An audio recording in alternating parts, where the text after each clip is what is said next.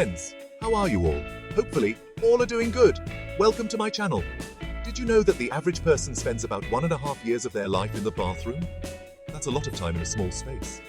But did you know that this time can actually help with your mental health? Meet Alex. Alex is feeling stressed and anxious, but there's a surprising way to help feel better.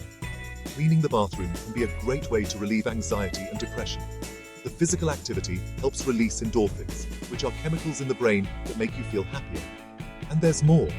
Being in a clean and tidy bathroom can also help reduce stress. A clutter-free space makes it easier to relax and unwind.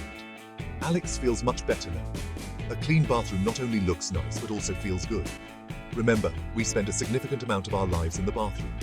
Keeping it clean can make that time more enjoyable and beneficial for our mental well-being.